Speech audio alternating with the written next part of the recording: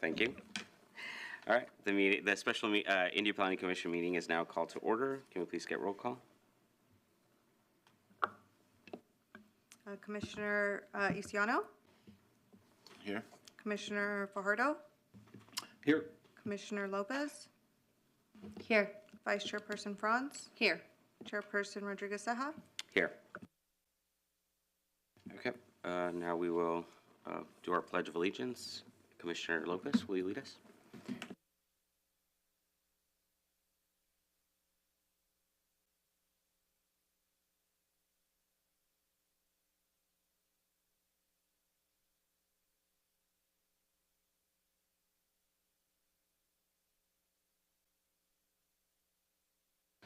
All right, this is time set aside for public comment, not on the agenda. Are there any comments? There are none. Okay, great. So let's move on forward to our study session, item 4.1, the Planning Commission training. So good afternoon, Planning Commission, Assistant City Attorney Lauren Sanchez. So this past year, you guys have been very busy. We did get a little bit of a break last month, but before things start picking up again, we did want to get a training in. So today, we're going to be discussing the core rules that govern the Planning Commission's activities and a lot of the common legal issues that come up with regards to those activities. We're going to be looking at your role, quasi-judicial hearings, and public meeting requirements. For quasi-judicial hearings, we're going to be looking at the elements of a legally defensible decision. So we'll be discussing what prejudicial abuse of discretion is and what a fair hearing looks like. When we get to the public meeting requirements, we're just going to touch on briefly some of the common Brown Act issues that come up for planning commissions. I know we have a meeting after this, so I was planning on taking questions at the end of the presentation to make sure I get through the materials, so if the commission's okay with that. Okay. So not every city has a planning commission. They are optional. Under state law, a city council can be the planning agency, or the city council can create a commission and assign planning agency functions to that commission. You are the planning agency for the city of Indio. So you act as an advisory body to the city council on long-range planning issues like the general plan and the zoning code, and you also review land use applications to ensure that the general plan and the zoning code are being properly implemented on a case-by-case basis. As you know, that's a lot of ongoing responsibility, so you do have regularly scheduled meetings, and all of your meetings are subject to the Brown Act.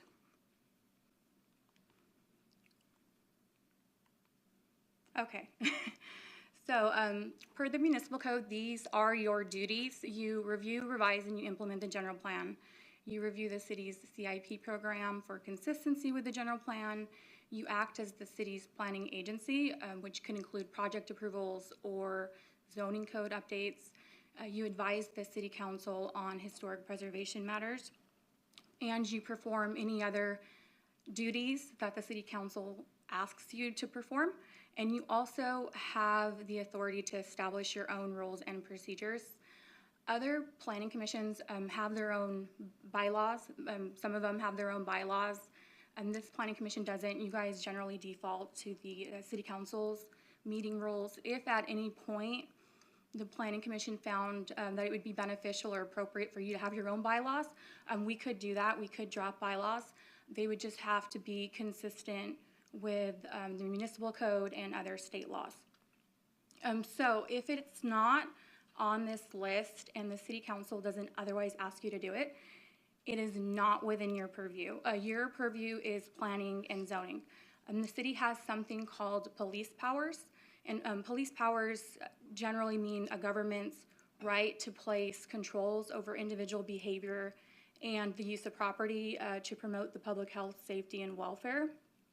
When we say planning and zoning, we're referring to the exercise of police powers over the use of property and the development of that property. We're not referring to the exercise of police powers over conduct. So for example, if the city council wanted to explore a ban on public smoking citywide, that's not something that would come to the planning commission, but if the city council wanted to explore a ban on smoke shops, that would be something to come to the Planning Commission because it's related to the use of the property. So with all that being said, when you're conducting Planning Commission business, usually you're going to be wearing one of two hats. You'll either be sitting in a legislative capacity or a quasi-judicial capacity. When you're sitting in a legislative capacity, you are acting as the advisory body to the City Council on the creation of land use, regulations, and policy. That would include things like the general plan and the zoning code and specific plans. In those instances, you're weighing competing interests and values, and you're making a recommendation to the City Council about what best promotes the public welfare. It is a policy level discussion. Now, quasi-judicial matters are very, very different. You're gonna have a different role with quasi-judicial matters. When you're sitting in a quasi-judicial capacity, your job is to apply the existing land use regulations to a project, even if you don't think those existing regulations adequately promote the public welfare. And quasi-judicial matters would include things like conditional use permits, variances, design review, tentative maps, and things like that. In those instances, you cannot create new land use regulations and apply them to projects on an ad hoc basis. You have to apply the existing land use regulations that have been established by the City Council. And if you don't stay within your purview for quasi-judicial proceedings, it does have consequences for the city. When the Planning Commission conducts a quasi-judicial hearing, the parties are entitled to due process. Your decision can be appealed to the City Council, and it can be challenged in court. If it were challenged in court, a judge would look at the entire administrative record, and it would look at every comment made by the planning commissioners. And a judge would decide whether or not there was a fair hearing or whether or not there was a prejudicial abuse of discretion. If a judge finds that there wasn't a fair hearing or that there was prejudicial abuse of discretion, your decision can be invalidated.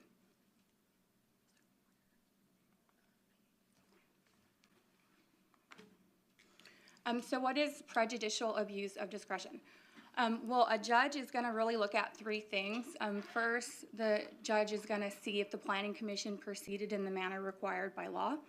And I'll give you an example. Under CEQA, you have to make a CEQA determination before you approve a project. If the Planning Commission were to approve a project without making any CEQA determination and that decision was challenged, a court could find a prejudicial abuse of discretion because you did not proceed in the manner required by law. Second, a judge is going to look to see if your decision was supported by the necessary findings. So in the development code, there are findings necessary for the issuance of certain entitlements. Those findings are always in your staff report and also in the resolutions. Sometimes there's additional findings that are necessary under state law, and when those situations come up, we inform you of those requirements. So to give you an example, back in January, you guys reviewed a housing project, and at that time, I told you that under state law, if you were to deny that project, you would have to make additional written findings. If you would have denied that project and not have made those additional findings, and the decision were challenged, a court could find that there was prejudicial abuse of discretion because your decision to deny the project wasn't based on the necessary findings. Third, a judge is going to look at whether or not the findings are supported by the evidence.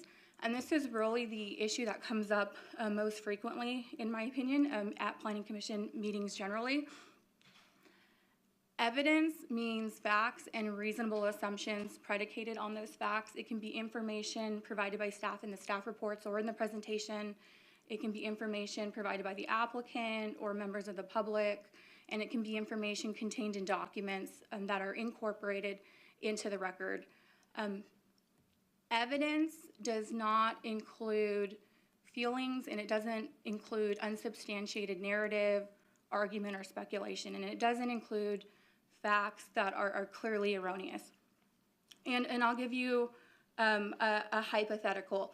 In the development code, there are certain findings that are necessary for the issuance of a design review approval. One of those findings is that, you determine that the project architecture is integrated internally and integrated with the architecture in the vicinity. If in support of that finding, you said, I love it, this is beautiful, that's not evidence. A better justification would be for you to explain how the colors, materials, scale, and features of the actual building design support a finding that the architecture is integrated internally and integrated with the architecture in the vicinity. Likewise, if you say, oh my gosh, this is ugly, that's not evidence to support that finding not being made. And I'll say too, just more generally, that your feelings or the emotional response you have to the project or a project component by itself has no evidentiary weight, and that goes for your feelings and opinions and ours and the public's. And I think this is actually something that sometimes the public has a hard time understanding. If a project is before you and there's evidence presented that each of the findings can be made, if 100 people show up and they say they hate the project, you cannot deny that project just because it's unpopular. You would have to show which finding can't be made and identify the evidence that supports that finding not being made. So this is where the issues come up. It's an issue when you're discussing details that are unrelated to the necessary finding. So sometimes I think a planning commissioner, you guys deal with the public a lot, and you feel like you're a representative of the people or voice of the people, and there's a responsibility for you to make sure all the community's concerns are addressed during the public hearing. So emphasis will be put on details that may be important to certain members of the community but aren't necessarily relevant to the necessary findings. For example, job creation or an applicant's leasing or hiring practices. Your starting point should be the findings that are in the staff report. If a detail or issue can't be tied to one of those findings, best practices is just not to bring it up during the course of the public hearing. The other issue that can come up, if we're stating findings without providing evidence to support those findings. So in the staff report, staff always includes information or evidence to support the findings being made. The Planning Commission can deny an application if there's substantial evidence that at least one of those findings can't be made. If you disagree with a conclusion that staff came to on a finding, you need to identify that finding and then state the evidence that you have that supports that finding not being made. You can't just move to deny a project without any explanation. And then last, you're gonna have an issue if you're relying on statements that are not evidence, and I kind of already touched on this on the last slide, but if 100 people show up and they say they hate something, and that's not evidence, speculation that a project's gonna bring in a criminal element is not evidence. Evidence is facts and reasonable assumptions predicated on those facts. It doesn't have to be expert testimony, but it should be logically related to the necessary findings and verifiable. So for example, if a member of the public comes and says that they're a neighboring property owner and that there's an element of the project that's going to create a nuisance condition for their property, that could be evidence. If the person's saying that the lighting being proposed is going to shine directly into their bedroom window, that's something that's verifiable, and if true and left unaddressed, could negate a finding. So that was prejudicial abuse of discretion. So now we're going to look at what a fair hearing is. So a fair hearing means that the parties were given adequate notice of the hearing. Staff follows the notice requirements set forth in state law and the development code. When they do that, the notice is presumed to be reasonable and adequate. I know we have had individuals show up at the hearing and say that they didn't get notice of a project. Usually that's because they're outside the 300 or 500 feet. But from a legal standpoint, I'm less concerned about the people at the hearing saying they didn't get notice because they're at the hearing. What we're worried about are the people that aren't at the hearing because they never got the notice. And that's really an issue that's going to be flagged and corrected by staff before the public hearing. Second, a fair hearing means that the parties have an opportunity to be heard. So we give our public speakers 3 minutes and they can't share time And since I've been here, we've never had an issue with the public testimony portion of our meetings. The chair and Jessica do a fantastic job. In the future, if anyone does complain about our time limit, an appropriate response would be to remind them that the city does take written comment, and we don't limit the length of the written comment, so they always have that option as well. Also, with regards to opportunity to be heard, we let the applicant present to the Planning Commission before the public testimony. That gives the public, the affected property owners, a chance to address any information that staff or the applicant may have presented. And then we let the applicant speak after the public testimony so that the applicant has an opportunity to address information that may have come up in the public testimony.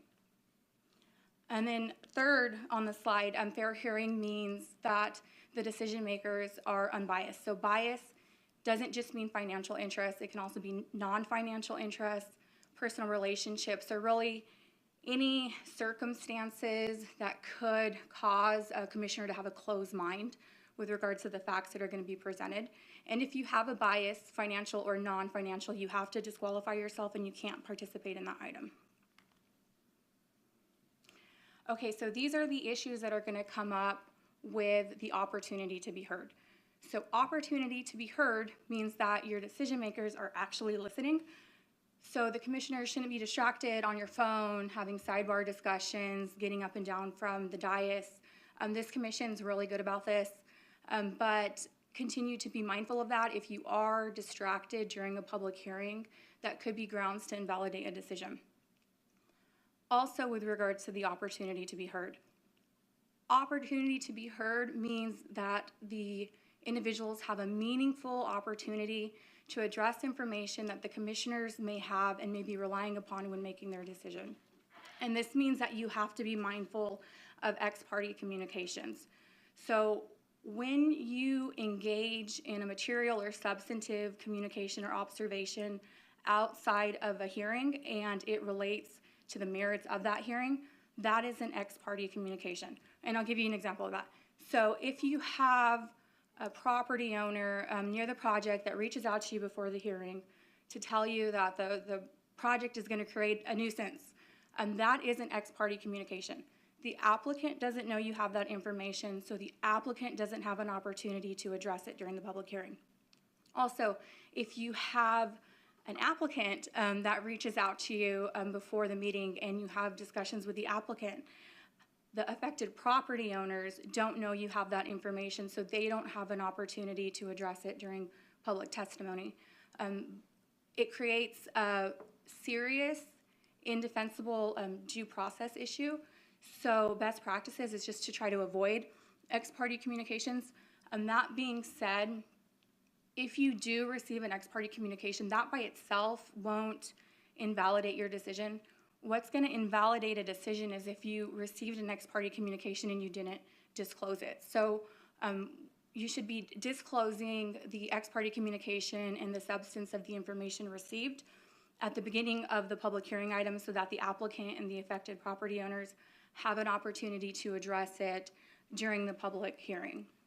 And I know commissioners are always really uncomfortable with this because it feels kind of like a confession, like you did something wrong. You didn't do anything wrong. The law just requires it, and by doing that, you're actually protecting the city, and you're making the Planning Commission's decision more legally defensible.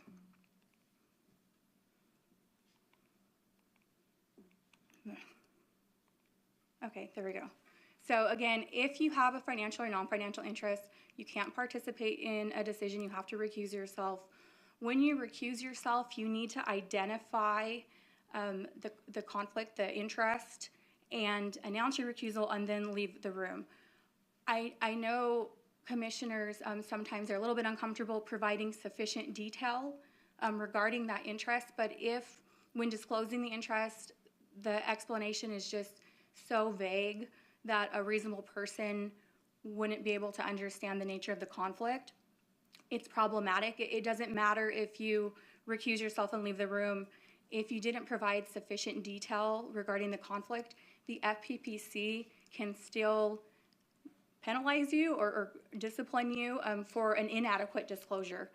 So you need to be providing sufficient details if you're recusing yourself. If you ever have a question about the level of detail that's necessary, feel free as soon as possible, reach out to staff. They'll reach out to me, I'll reach out to you, and then we can work on that in advance of the hearing. When you disqualify yourself, you don't count toward quorum. So if we have 3 commissioners in attendance and 1 is disqualified on an item, we actually lose quorum. So ordinarily, that matter would just be put on the next agenda when there's adequate attendance. Abstention is very different. Abstention is voluntary. There's no legal requirement that you leave the room. So you do still count toward quorum. Abstention shouldn't be abused. It can't be used to avoid tough decisions. You know, the city council selected all of you to be on the planning commission because you guys have the qualifications to meaningfully contribute to the process, and it does benefit the city to have a fully functioning planning commission. So try not to abstain if you don't have to. And I don't know if you're aware of this, but right now the city's current meeting rules actually discourage abstention. It says that you should vote unless you're disqualified because of a conflict of interest. So how do you know when you should disqualify yourself? If you have concerns, reach out to staff in our office. I can try to help you. It's easier if you contact us early on. It's very difficult if you let us know at the hearing, because then I don't have an opportunity to ask questions. That being said, my advice and the advice of Stephen Graham, the city attorney, will not be immunity for you if you're prosecuted by the FPPC. If you want immunity from discipline, you're going to have to request a formal letter from the FPPC, and they do take some time. So if you expect a matter to be coming before the Planning Commission at a future date, get the ball rolling as soon as possible. Our office can help you coordinate getting the letter from the FPPC.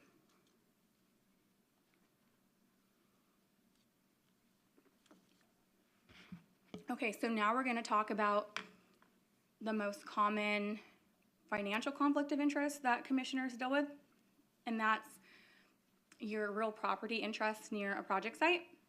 So that issue is governed by the Political Reform Act. The Political Reform Act, it was passed in 1974. It was on the heels of the Watergate scandal, so everyone no longer trusted their government institutions. It didn't just address conflicts of interest, it also addressed lobbying and campaign financing, and it created the Fair Political Practices Commission, or the FPPC. So with regards to conflicts, the Political Reform Act says that no public official shall make, participate in making, or attempt to influence a governmental decision in which he or she knows or has reason to know that he or she has a financial interest. So what that means is if a decision could have a material effect on your financial interest, you have to recuse yourself from that decision. So when will property interest require you to disqualify yourself and recuse yourself? The FPPC has rules that determine when a decision's effect on your property interests will be material, and they're not as clear-cut as this slide. There's different rules for leasehold interests and ownership interests, and then there's lots of exceptions to the general rules. But for our purposes, we're going to approach it like this, just as a general matter. If you have a property within 500 feet of the project site, you have to recuse yourself unless you have an FPPC letter saying otherwise. Our office will never greenlight you if you're within 500 feet of the property. If you have a property that's outside of 1,000 feet from the project site, it's presumed that that interest is not disqualifying. So absent extraordinary facts and circumstances, our office is never going to red light you if you're more than 1,000 feet from the project site. That being said, if you still have a concern that your property interest that far from the project site could still be disqualifying, we can't make you vote. And as I said previously, our advice isn't a defense. It doesn't provide any immunity to you from FPPC prosecution. So I would at that point suggest that you actually request a formal letter from the FPPC. Now, when we get to our yellow light properties, the properties that are between 500 and 1,000 feet, things are a lot more nuanced. Whether a project's going to have an impact on your real property interest is going to depend on whether or not the project will affect your property's market value, highest and best use, development or income producing potential, or whether the character of your property could be substantially impacted by noise or traffic or other conditions created by the project. That's extremely fact sensitive. So for example, if your property was 600 feet from a project site, but the project was a warehouse, that project may have a pretty good impact on your property interest. So in that circumstance, you maybe have a disqualifying interest. If your property is 600 feet from a project site and the project's a really low trafficked medical office, that project's probably not going to have the same impact on your property interest. So it's really fact sensitive, and again, you're going to get tired of me saying this, but try to reach out to us as soon as possible, because it's very difficult for us to navigate these issues when we're at the meeting.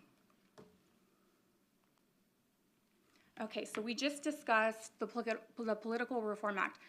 Again, the Political Reform Act is a state statute. Before state conflict of interest laws were codified, there existed concepts or principles about bias in the common law. And when I say common law, I mean court decisions in case law and not in statute. So before Watergate, there was a principle that existed in case law where a public official can't use his or her power for his or her own interest. So you, as a public official, whose official duty includes acting as a neutral decision maker in a quasi-judicial hearing, you cannot use that power to advance your own agenda. So you shouldn't be participating in a matter if you're biased for or against a party, if you have a personal interest in the outcome, or if you received information outside of the hearing that causes you to have a closed mind with regards to the facts that are going to be presented during the hearing. And if you do participate and a court finds that there was an unacceptable probability of bias, the entire decision of the Planning Commission can be invalidated, even if you weren't the deciding vote. Okay, so what will bias look like? You are human, so you're going to have views and you're going to have opinions. You know people, you're going to be involved in organizations, you're going to support causes, you're going to speak on issues of community-wide concern. And that's not bias. Where you're going to run into an issue is when you're assuming an advocacy role. So you're going to have an issue if prior to the item coming before the Planning Commission, you're making statements for the project or against a project. Best practices is to avoid speaking on projects that have not yet come before the Planning Commission. You never know how your comments are going to be received or spun or anything else by an applicant or the public or a judge. So it's better just to keep it clean and avoid commenting on projects that will be coming before you. Also, you should not be coordinating opposition or support of a project or coaching an applicant or coaching the speakers on what to say during the hearing. We obviously want more public participation, so it's okay for you to let people know that an item's coming before the Planning Commission, but try your best to provide that information to the public on an equal basis. We never want it to look like we're only letting one group know, because then it looks like we are trying to stack the deck. We want everyone to fully participate in the proceedings, so also be mindful of that. And then last, and this is my favorite one, don't arrive at the meeting and walk into council chambers with a pre-prepared statement justifying your decision. And this actually happens, and I'm not talking about comments or questions that you guys write down when you're going through project documents. That's not the issue. I actually think that's incredibly helpful, because then you ask effective questions. What I'm referring to is when there's a really contentious public hearing and then the public hearing's closed and then it's time for deliberations, And then instead of discussing the merits of an application, the commissioners are reading the reason why they're voting against a project or defending why they're voting for a project. When that happens, if it looks like you walked in literally with your mind made up and on a paper, it suggests that you don't have an open mind during the public hearing.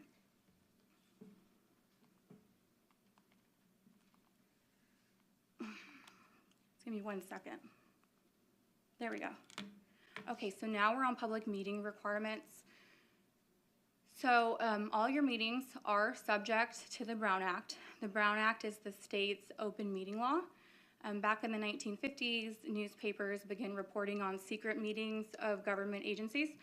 So in response, the California League of Cities drafted this law, and it was carried by Assembly Member Ralph M. Brown and signed into law by Governor Earl Warren in 1953. And there are two fundamental principles of the Brown Act. The first is transparency, and the second is public participation. So for transparency, all actions and deliberations of a legislative body, of a local agency, have to be conducted openly. And then for public participation, all persons must be permitted to attend any meeting of a legislative body of a local agency, except as otherwise provided by law. So, with regards to transparency, a meeting is any congregation of a majority of members of the Planning Commission at the same time and place to hear, discuss, or deliberate upon any item within the subject matter jurisdiction of the Planning Commission. You have to conduct Planning Commission business as part of an open and properly noticed meeting. You cannot otherwise engage in a series of communications involving a majority of the Planning Commission regarding Planning Commission business. And that includes electronic communications, like by phone, email, or text, and it also includes communications through intermediaries or third persons. Also, recently, there were social media rules added to the Brown Act by AB 992. AB 992 was intended to curb what was perceived as uncontrolled Brown Act violations occurring on Facebook. So it not only prohibits you from discussing Planning Commission business among a majority of commissioners on social media, but it goes a step further and actually prohibits you from responding to the post of another commissioner if the subject matter falls within the Planning Commission's subject matter jurisdiction. Okay, and this is where you're going to have issues. A majority of the Planning Commission participates in a discussion regarding an item within the subject matter jurisdiction of the Planning Commission, and the Brown Act is not followed. So you need to be mindful of serial meetings. A serial meeting is a series of communications that, when taken individually, involve less than a quorum of the commission, but when you take them as a whole, a majority of Planning Commission members are involved in the discussion. And a serial meeting can look one of two ways. It can be a daisy chain, or it can be a hub and spoke. When it's a daisy chain, one person, a third party, talks to Commissioner 1, who talks to Commissioner 2, who talks to Commissioner 3, until a majority of the Planning Commission is involved in the discussion. Those individual contacts didn't involve a quorum of the Planning Commission, but when taken together, a majority of the members of the Planning Commission were involved. For a hub and spoke serial meeting, you're going to have one person talking to Commissioner 1, and that same person is going to talk to Commissioner 2 and talk to Commissioner 3. Again, the individual contacts didn't involve a quorum of the Planning Commission, but when taken together, a majority of Planning Commissioners were involved in the discussion. The point is you can't do in multiple steps what you wouldn't be able to do in one. That being said, oftentimes staff will make themselves available to Planning Commissioners before a meeting to answer questions about items on the agenda. Unilateral communications from staff is perfectly fine. Staff knows not to communicate the thoughts and opinions of other commissioners to a commissioner. Also, your individual contacts with a resident or another person is not going to violate the Brown Act. But that being said, you still have to be mindful that you're not contributing or creating a serial meeting. So it's a good practice if a resident comes up to you to talk to you about a matter that's going to be coming before the commission, to ask them how many planning commissioners they've already talked to and remind them that they shouldn't be talking to a majority of the planning commission. Also, you're going to have an issue if on social media you're responding to another commissioner, and responding to another commissioner could be reposting what they posted, commenting on their post, liking their post, or even typing an emoji. So just try to avoid that interaction on social media. Again, it only relates to matters that are within the Planning Commission subject matter jurisdiction. So if someone posts a wedding photo, I mean, you can like that. But if someone's posting something related to planning and zoning and it's something within your subject matter jurisdiction, do not respond. Okay, so that was transparency. Now we're going to look at public participation. So at regular meetings, the public has a right to address the Planning Commission on non-agendized items that are within the Planning Commission subject matter jurisdiction, and the public has a right to address the Planning Commission on agendized items prior to or during the Commission's consideration of that item. You are allowed to impose reasonable restrictions on public comment, so long as those restrictions aren't too broad and don't constitute a prior restraint on free speech. You are allowed to prohibit speakers from speaking on matters that aren't within your subject matter jurisdiction, but you're not allowed to prevent a member of the public from criticizing the commission. And you also have to allow the public to record or broadcast the proceedings. The chair can have an individual that's being disruptive removed after a formal warning has been issued to that individual, unless there's use of force or a threat of force. In that case, the chair can have that individual removed immediately without warning. So these are the issues that are going to come up with public participation. Forgetting to take public comment before or during consideration of an item. So we get really used to our public hearing items where there's a place for public testimony, and then sometimes when the non-public hearing items come up, we get a little thrown off.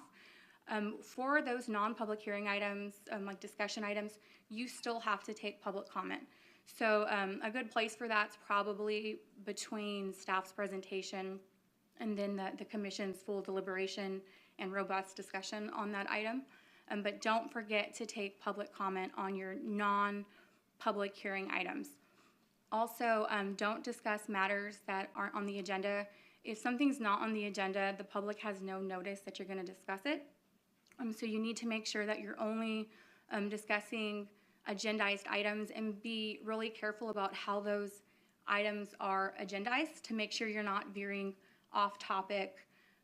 You always can wait till the end of the meeting and ask staff if they can, at a future meeting, look into bringing an item back.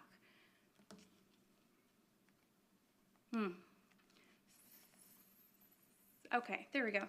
So these are our key takeaways. If you could remember these 7 rules, you're going to avoid most issues. We need to avoid serial meetings, so we have to be mindful of the Brown Act when communicating with other commissioners and when communicating with third parties that likely have also talked to other commissioners.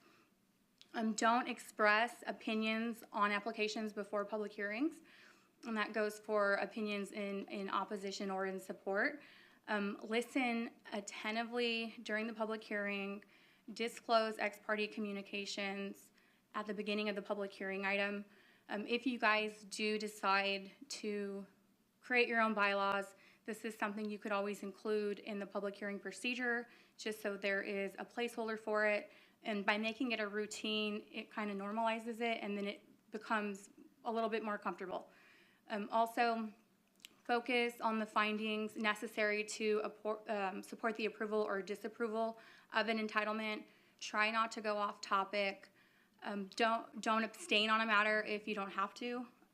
And then if you have a question regarding a conflict of interest, please contact staff or the city attorney's office as soon as possible so that we can reach out to you and try to assist you before the meeting.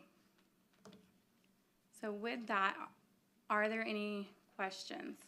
There we go. I had a quick question regarding the social media. Something came up maybe recently where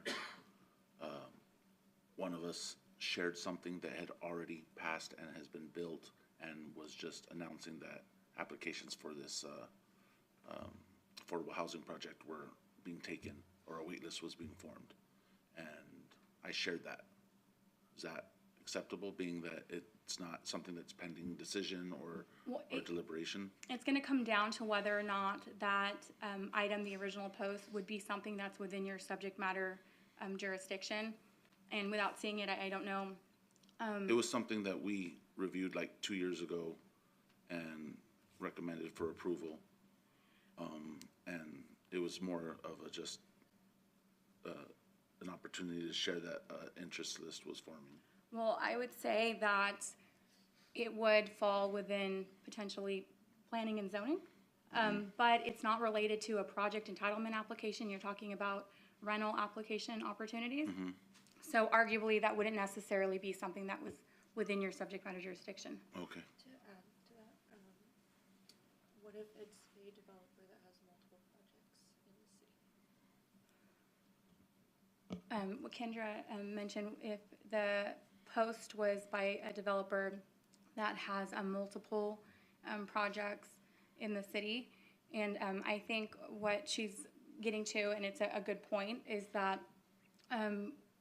if you make a habit of doing that and you show Looks favor. like there's favor. Right, and as- again, it's really fact sensitive. It's all about context, and you have to look at the situation as a whole.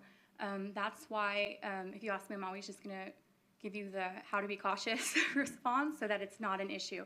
So if you wanted to make sure that the record was gonna be clean, that no one could make an argument when future applications come before the planning commission, you would just sort of avoid that sort of interaction on social media. So on that same topic, so the city sends out a notice that says, housing, we all know there's housing shortages and there's the new housing, I'm talking about the same comment. And it's, oh, my mic, sorry. So the city sends out a public notice that says that, it's just a public announcement that this new project is gonna start taking a list for interested parties if they wanna live here, right? And all we do is share that post. We don't say anything super positive about anything other than we're sharing the post to let the community know that this is something that's out there, especially knowing how much housing shortage and how everybody's been struggling for the last couple of years. So if one of us posts that, then the other person should not pick it up, or we should just not even post a public service announcement that the city has already publicly put out there. So you're pointing out issues that drive city attorneys nuts because Oh, this is good. a new law and implementing it is very difficult because on paper it looks very simple, the black letter is very clear, but in application things get a little bit confusing. And again, I think it's just really fact sensitive. If you do have specific concerns, you can always reach out to our office. But if it's in a gray area, we're always going to tell you to just sort of avoid it if you can avoid it. But remember, the line is subject matter jurisdiction. So if it's not something related to land use, it's not something that could potentially be relevant to legislative actions by the commission or project applications, then that arguably would be outside your subject matter jurisdiction. But if it's something that could be interpreted as being something that could come before the commission as a legislative matter or a project approval, and then you should avoid the reposts and the response to those posts. Okay. So basically, don't repost anything that a commissioner posts. And probably don't post anything about any developer or anybody that might come before us at any potential future time in the world. So basically, nothing. Again, City-related. that's what it starts to feel like, because planning and zoning is pretty broad. You guys do have, when you think about the work you do as a legislative advisory body, and then you look at the work you do as a project approval body, your subject matter jurisdiction is pretty broad. It's not just specific to one task. So I would say that if it could potentially be interpreted to fall within that you just avoid doing it. Question. So this is applied just to commissioners, or are we looking at like elected officials as well, like our city council members, whenever there's some type of legislative that's coming before council or to just at large, no one's allowed to, is this for the commission, or are we talking about? So with the Brown Act, it's always applicable to members of a legislative body.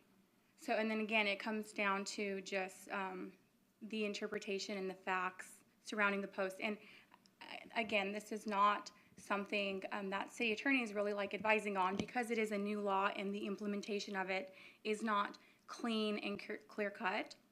So we're just wanting to flag the potential issue for you guys so you can proceed with caution. Still share the newsletter from city manager, correct? Yeah, newsletters are good.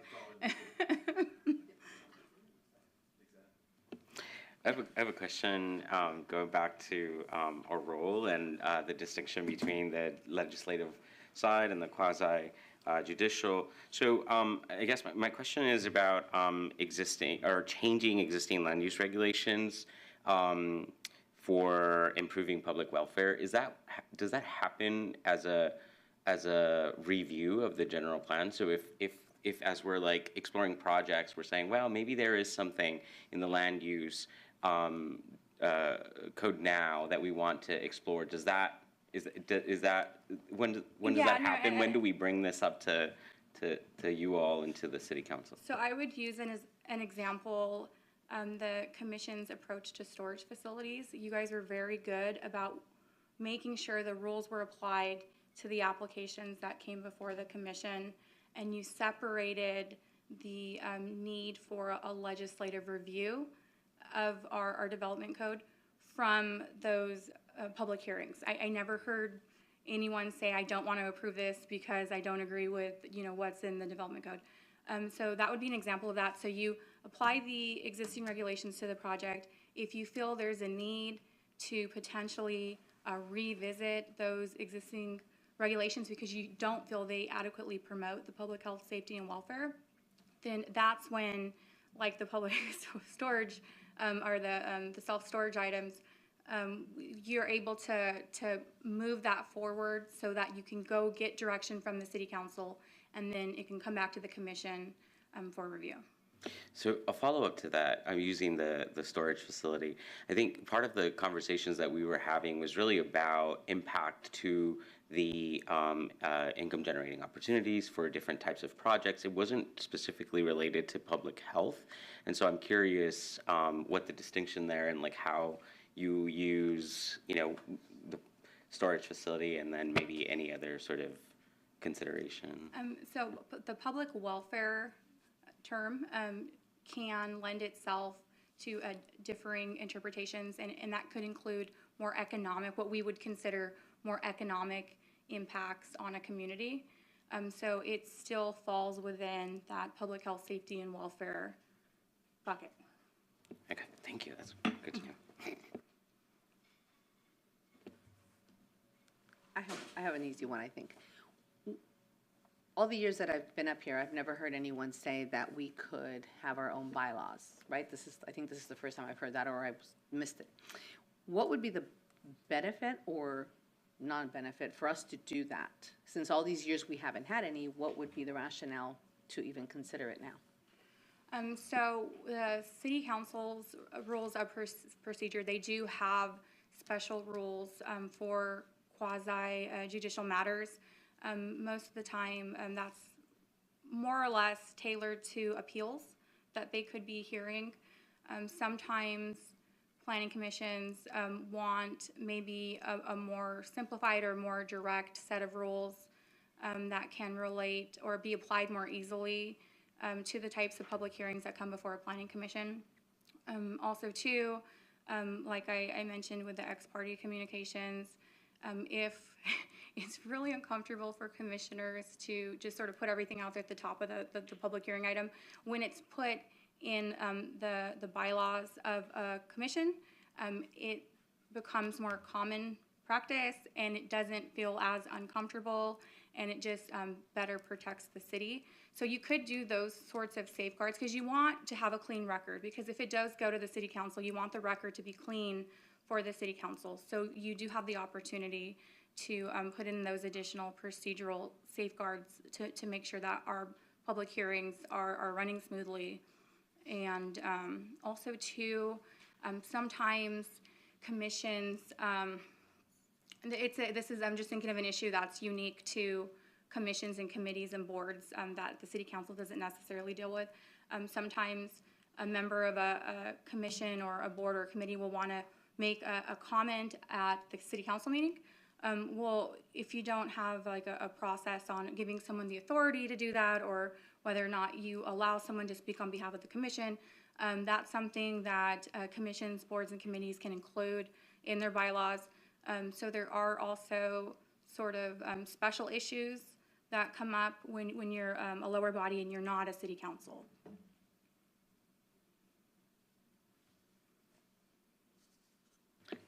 I have another question. Going back to the quasi judicial role, you were saying that, you know, part of so being able to separate from feelings and actual features, like you use the example of the design review.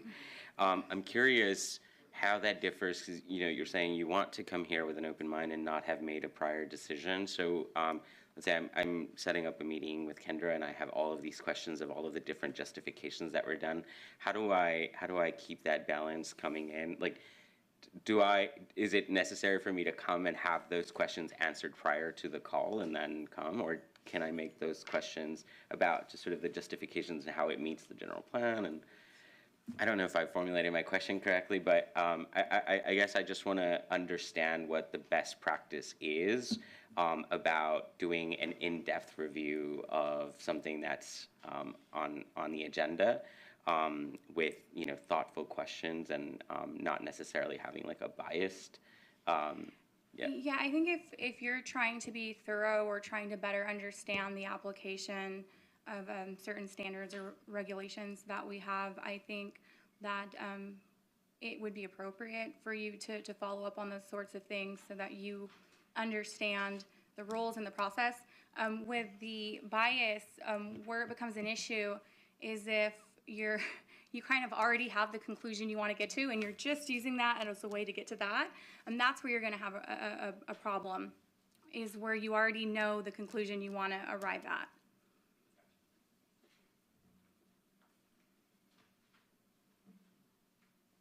Oh, and one more question. Oh. It's about the abstention. So it comes to mind there was a time, sometime like a year or 2 years ago, where I actually abstained. I think I've only done it once, and it was because at that moment I felt I didn't have enough information to make a decision, and I think we gridlocked on that decision, we couldn't come to a consensus, and so, or a majority vote, and I think part of that was the abstention. And so I want to understand if there is a point at any moment where there's an item that I feel that I don't have a clear sort of direction at that moment, what is the best practice to not abstain? Like, how would you resolve that? If a planning commissioner or planning commissioners feels like they don't have a sufficient amount of information to make a decision, you do have the ability to ask staff to provide that information maybe at a future meeting so you can continue an item, so that information can be brought back. I think what you mentioned, you abstained because you felt like you didn't have enough of the information. I think that's the common reason why people will abstain. I know people do it a lot for minute approval if they weren't at the meeting because they feel like they don't have firsthand knowledge and can't vote on it. But really, I guess it's sort of on a going forward basis, trying to avoid those situations. So making sure that when you do have the questions, you're able to reach out to staff and get questions answered. And then if the commission doesn't feel like they have enough information, that you're comfortable with asking staff to come back and continuing an item so that you can make a fully educated decision. And is that something that we have to do as a consensus? Well, if you wanted, yes. So if you're going to ask that staff bring something back, like I'll give you an example. Sometimes you'll get CEQA dumps where an attorney will just drop a bunch of CEQA documents at a public hearing, and commissioners and this attorney staffing the planning commission are like a little bit taken aback because they don't have the time to go through those documents. Situations like that, you can't make an informed, rational decision if you haven't reviewed the entire record. So in instances like that, we would want, I would assume there'd be consensus in the commission to continue that so that everyone has a chance to review the information. And if there's any particular item, if staff needs to address something that was brought up in those documents, they're able to do that when the item comes back to the planning commission. But again, if it's just a matter of you feel like personally you don't have enough information, again, I can't make anyone vote, but just do your best to not put yourself in those situations, because you mentioned it was a gridlock. It was a 2-2? Yeah, so that can happen sometimes. So it does end up impacting the vote. So we don't want you to vote on something if you feel like you don't have adequate, information, because that's not good either. So the best response to that is just really to try to avoid it from happening. And then if there is an instance where you don't have enough information, if the rest of the planning commission's okay with continuing it so the full commission has adequate information, then maybe that's the option. Quick question, in that instance where it ended up in a gridlock, essentially that was the same as a no. Is that always the case when there's a 2-2? Yeah, so for the whatever. entitlement approvals, it's gonna require an affirmative vote, affirmative approval. When you gridlock on 2-2, it's you're kind of at an impasse. It's not an approval, and it's just failure to, I don't know what the initial motion was. I'm assuming it was to approve the application? Okay, but yeah, it's not gonna carry. It's not gonna, you have to have the 3 votes.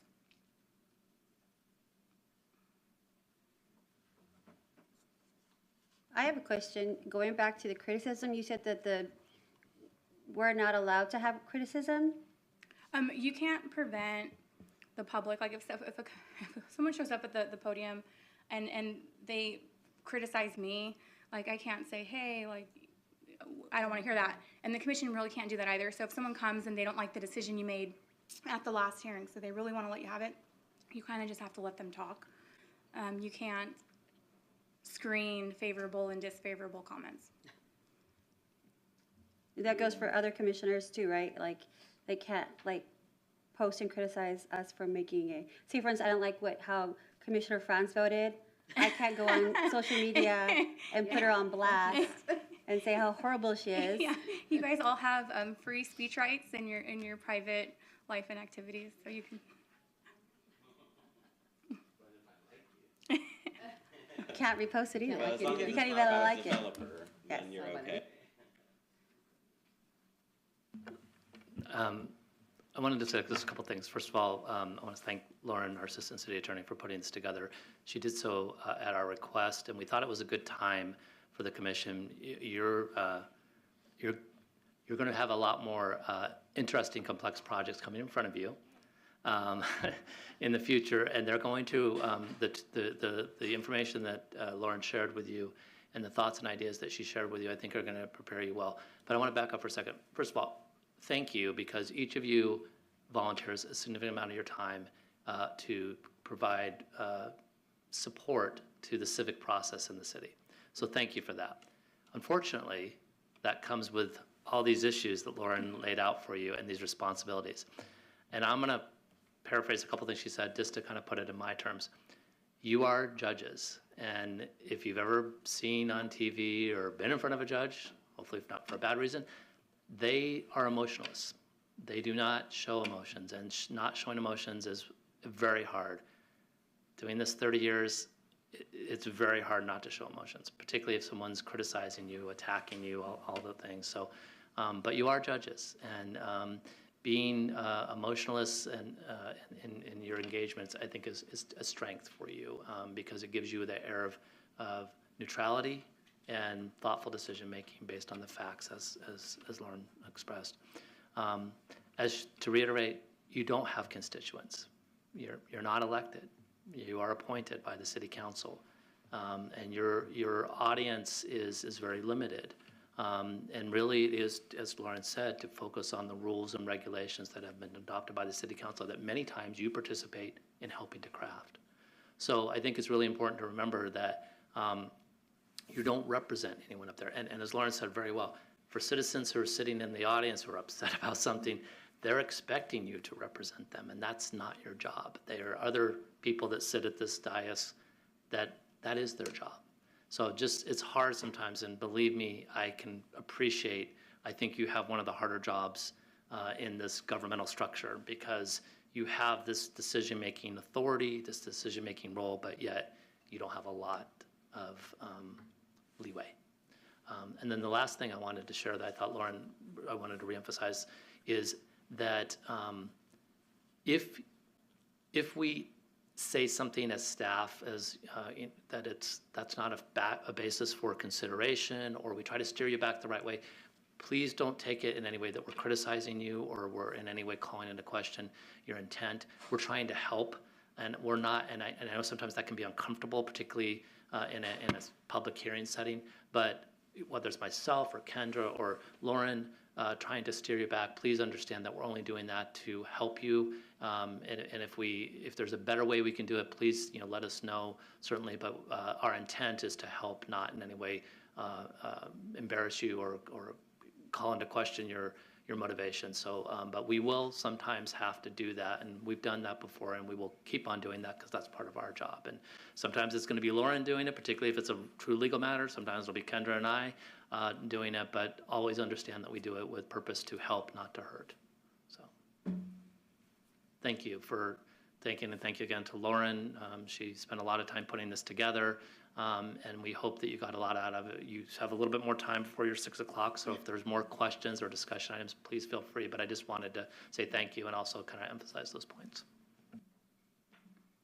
Thank you. Okay, are there any commissioner comments?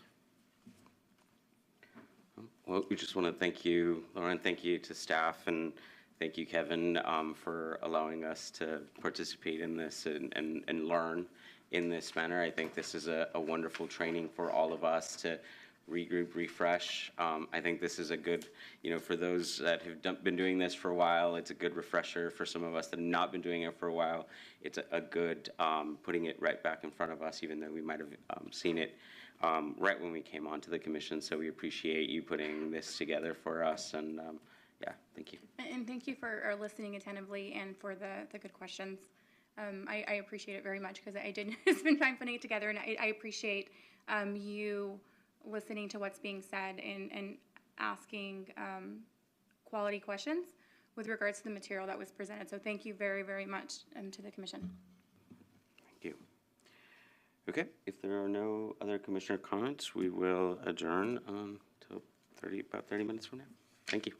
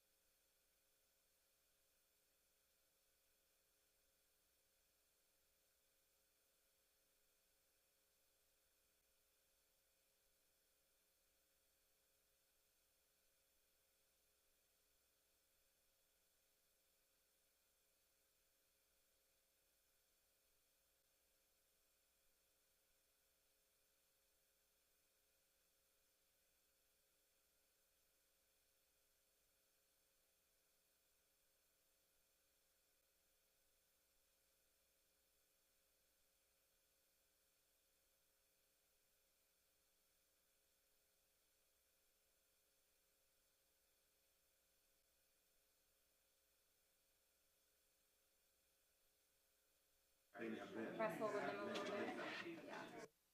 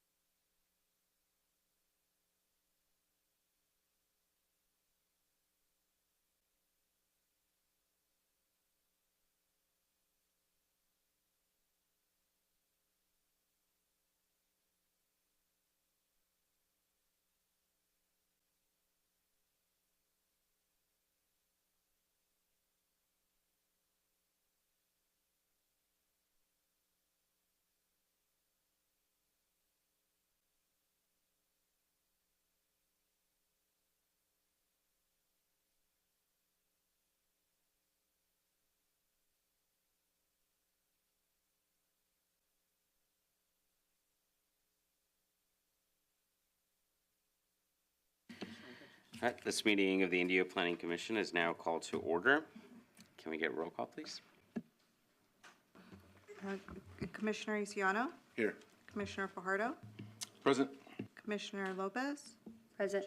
Vice Chairperson Franz, Present. Chairperson Rodriguez Seja. Present. Okay, and we will now do the Pledge of Allegiance. Commissioner Gloria.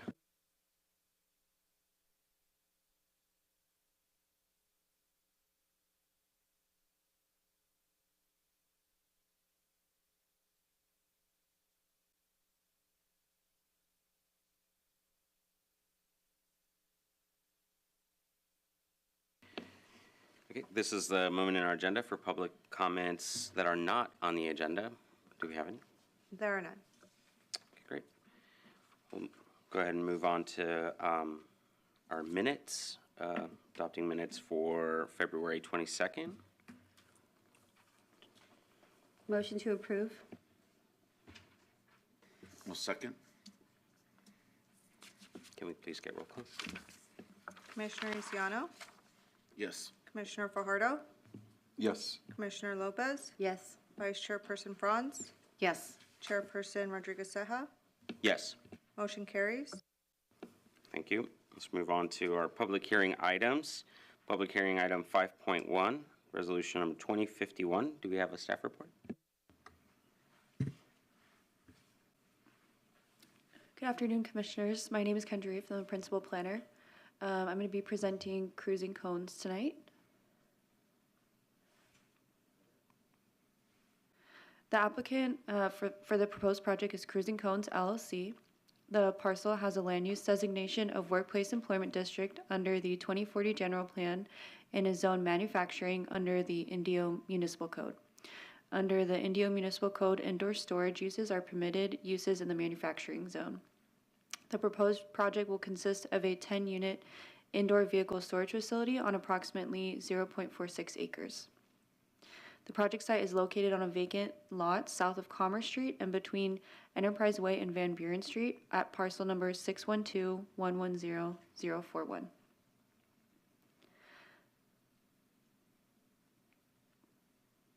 The figure before you represents the site plan of the proposed project. The project is proposed for indoor vehicle storage purposes and is comprised of 2 structures, totaling 9,576 square feet of covered space with a total of 10 units, ranging in size from 840 square feet to 1,120 square feet.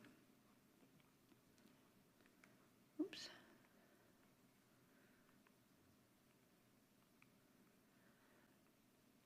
Building 1 will be 3,976 square feet and Building 2 will be 5,600 square feet. Building 1 will consist of 4 vehicle storage units in addition to a common restroom, office space, a storage area, and an electrical service room. An RV wash and dump station will be located on the west side of Building 1. Building 2 will consist of 6 vehicle storage units.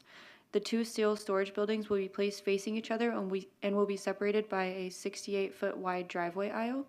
The driveway will be comprised of new sandstone Mocha Courtyard stone pavers. No parking stalls will be provided as only the owners of the units will be permitted access to the property. Customers will be granted 24-hour access to the units with a provided gate code. The project site is on an interior lot. On-street parking will be available along Commerce Street. In addition, space to park will be available in front of each storage unit.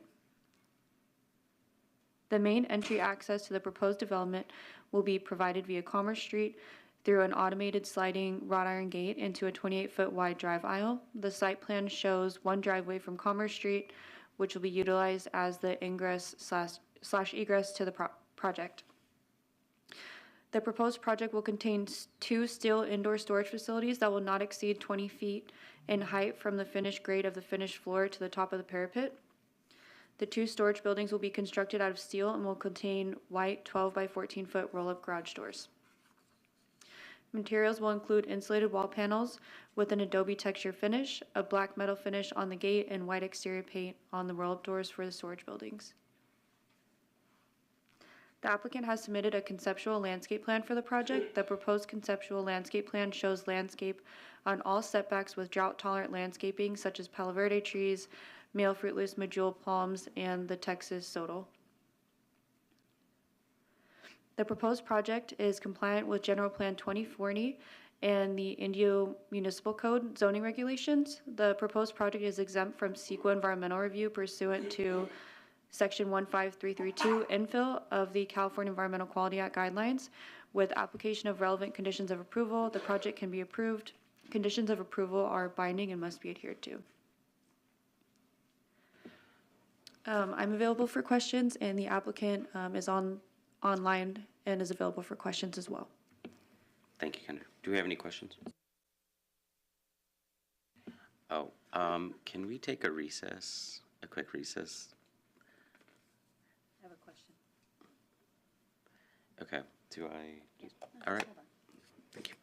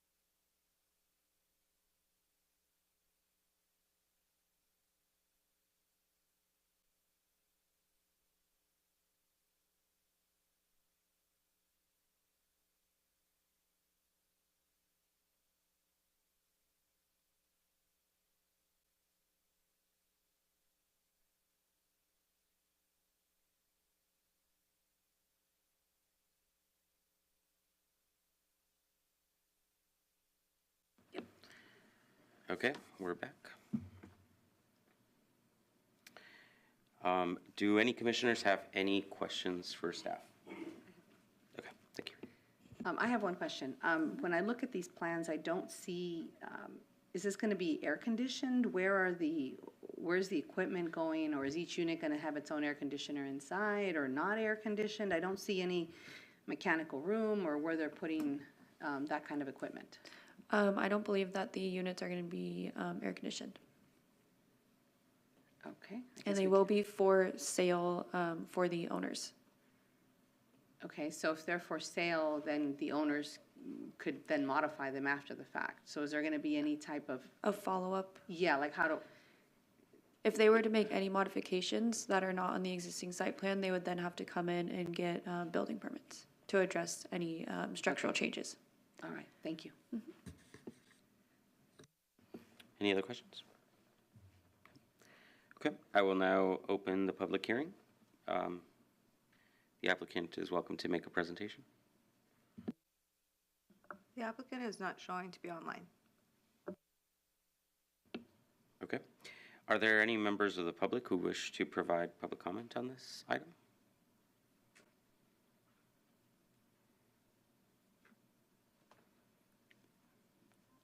Oh, are there any public comments? I do see a hand raised. Give me one moment. Okay.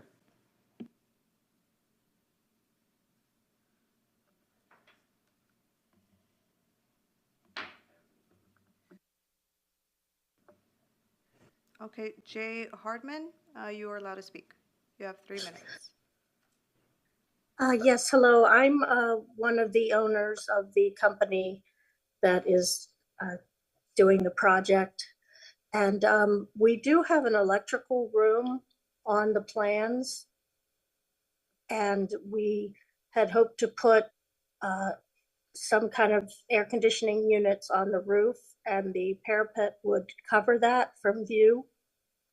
Hi, I'm sorry, can you state your name? Judy Hartman. I'm one of the owners of Cruising Cones LLC. Okay, so you are available. Give me one moment. Do you have a presentation? No, I was just here to answer any questions because it seemed like the PowerPoint that Kendra had showed everything. Okay. Okay. Thank you for your comment. Do any commissioners have any further questions before the public hearing is closed? Yeah, well. So just a follow-up question for the applicant. Can you confirm that it's hard to see on these plans, the height of the parapet or how these air conditioning units are going to be enclosed. So can you, I don't know if there's a way to explain it a little bit better. I just want to confirm that we're not going to be seeing air conditioners for miles away as people drive around the area. Yes, the parapet, I believe, is 3 feet tall, so it would cover anything from view on the roof. I believe the roof itself is 17 feet, and then it goes up to 20 feet for the parapet. Okay, and is the parapet going to be all the way around the building, or is it just going to surround each of the units? It will be around the whole building, around that all the units are connected, and the parapet will be around the outside of the entire building. Okay, perfect. Thank you. Mm-hmm. You're welcome. Any other questions for the applicant? Okay, if there are no further comments, I will now close the public hearing. Public hearing is now closed. And the commissioners, now it's time for deliberation.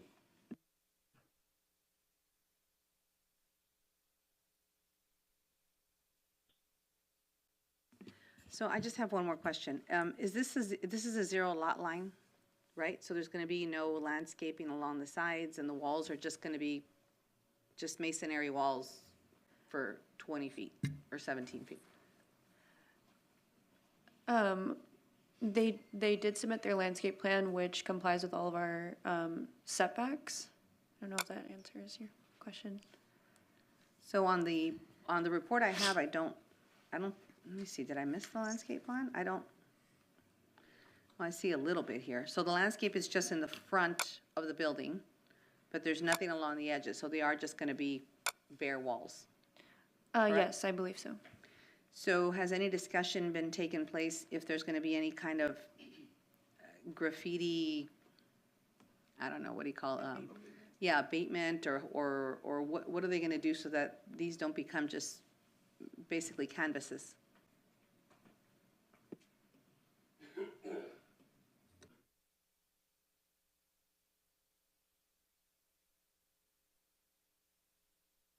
For the record, Kevin Snyder, Director of Community Development. So this has been reviewed under the city's previous zoning regulations. We do not, there is no legal authority to require graffiti abatement. We could certainly encourage the applicant to apply graffiti abatement to the exterior walls, and we certainly have resources within the city to advise them on the appropriate kind of abatement.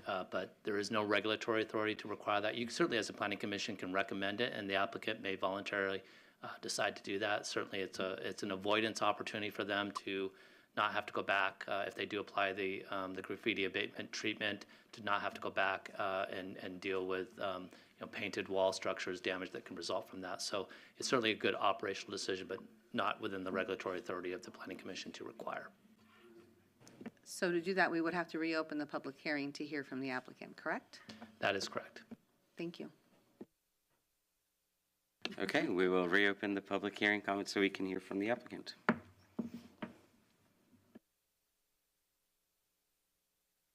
Can you hear me? Oh, yes. Well, we plan on having a wall on the area that does not have the building. So, hopefully people would not be able to get up there to do graffiti, but we would certainly consider whatever you're recommending. I'm not sure what the graffiti abatement plan is, but we certainly wouldn't want a bunch of graffiti on our walls and would be definitely wanting to do something about that. Great. Staff, what would be considered a graffiti abatement? Again, for the record, Kevin Snyder, Director of Community Development. So typically graffiti abatement is a topical treatment, is a chemical treatment that is applied to the exterior of a wall or a building wall. So it can be a fence wall, a building wall, and what it does is it acts as a deterrent. Can I say that 100% stops graffiti from happening? No, but it's a chemical treatment that reduces the applicability of the graffiti tool, whether it be paint or some other similar method. So it is a deterrent. It is also easier to clean off. So if there is graffiti because of the topical treatment, there are attendant cleaners that can be used for cleaning that. So again, a topical treatment. We're certainly happy. We do have a graffiti abatement team with our Indio Police Department. We can certainly connect them. They can provide some assistance in terms of identifying the appropriate, or at least make recommendations about what could be considered. It would be a business decision ultimately, but I think the applicants indicated that they would like to at least consider it for avoidance of the issue in the future. So again, not a regulatory requirement that the commission can impose, but it sounds like you've made the recommendation and there's willingness to consider it for business operational purposes. Perfect, thank you. Yeah, I mean, we're always looking to keep our city, well, and it's good for the property owners and the businesses along with our residents. So I definitely would hope that the applicant would follow through with that, connect with staff, and make sure that that is applied to the building when it is built. So I want to thank the applicant for being willing to listen to our requests. Thank you. Sure, you're welcome. Great. If there's no further comment, then we will go ahead now and reclose the public hearing. Public hearing is now closed. Commissioners, any comments? All right, saying that there's no discussion, I'll entertain a motion. I'll make a motion to approve design review 22-08-507 for construction of 10-unit indoor vehicle facility. And determine that the project is categorically exempt from CEQA requirements, CEQA guidelines. I'll second the motion. Can we please get roll call? Commissioner Asiano, Yes. Commissioner Fajardo, Yes. Commissioner Lopez, Yes. Vice Chairperson Franz, Yes. Chairperson Rodriguez Ceja. Yes. Motion carries. Congratulations to the applicant. Okay, moving on Thank you. to item 5.2, resolution,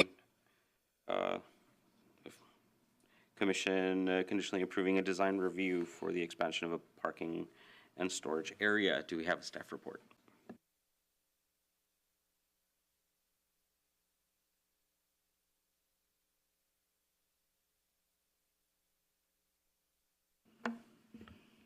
Good evening, Commissioners.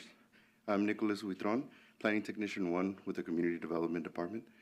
I will be presenting Agenda Item 5.2, a design review for a proposed outdoor parking and storage expansion project for the applicant Diamond Environmental Services. Excuse me.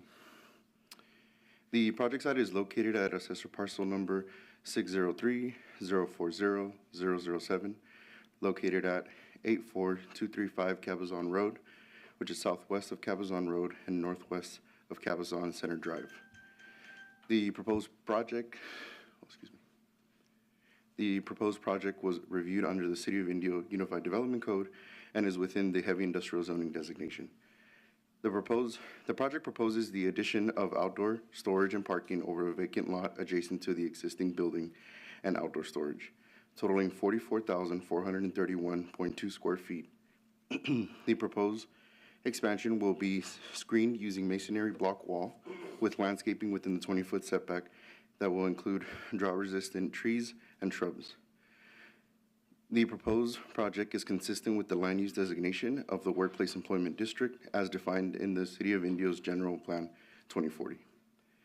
Additionally, the expanded storage space will provide support for the main business, which currently stores and distributes sanitary facilities throughout Indio as well as the greater Coachella Valley. In conclusion, the project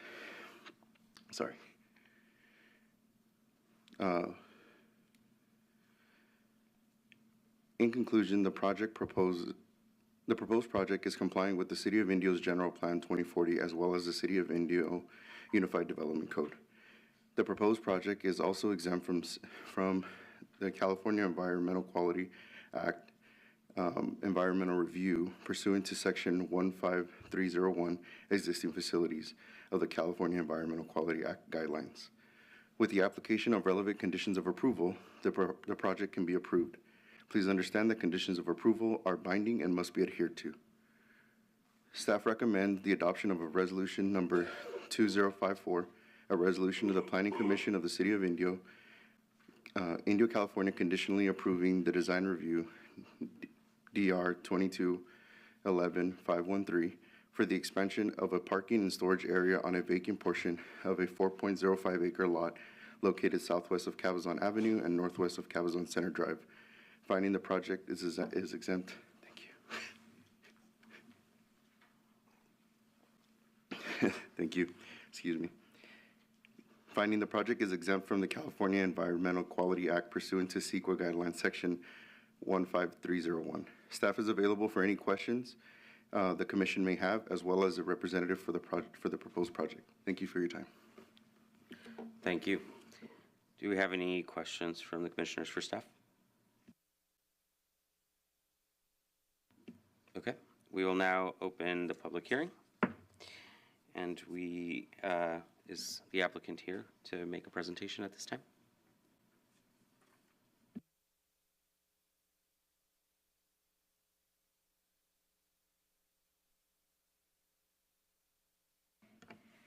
Good evening, Mr. Chair and Commissioners. My name is Rich Malikoff with the Altum Group.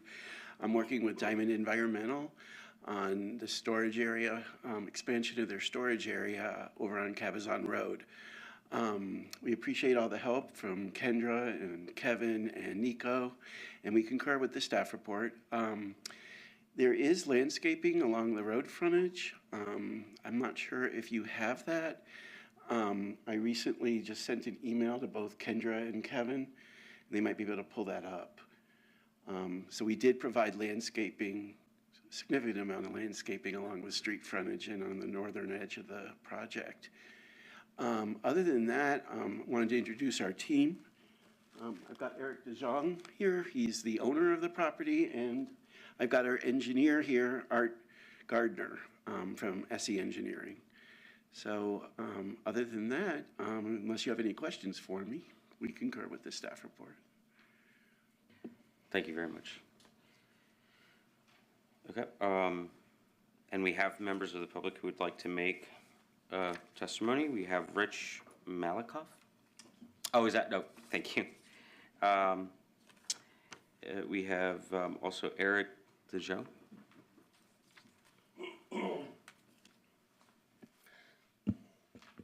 Yeah, good evening, Planning Commission. I just wanted to introduce myself.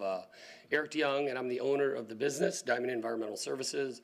Also, we are the owner of the property, so we're an owner-user of the company and the property. And we're basically, what we're doing is we are mirroring what we currently have on the property next door to the property, I guess to the west. And the valley has been good to us. We've been able to expand in our rental company, have portable restrooms, temp fence, temp power. And we're supporting many of the events out here, much of the construction out here. And it was just time to add on to our existing facility that we have owned for about 10 years. And just wanted to give you a hello and thank you for your time, and appreciate the time you spent on this project with us. Thank you for being here. Yeah, if there's any questions, please do ask or visit. Thank you. Thank you. Do we have any questions for the applicant from the commission? Yeah. Oh, for that, okay. Any questions for the applicant before we close the public hearing? No? Okay. Public hearing is now closed. Commissioners, are there any comments? Moment for deliberation. Further questions for staff? I'm wondering if we could take a look at that landscape plan, if it's available.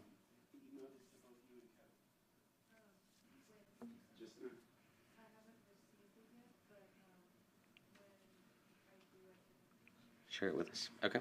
Well. All right. Great. Any comments? Any deliberation? All right.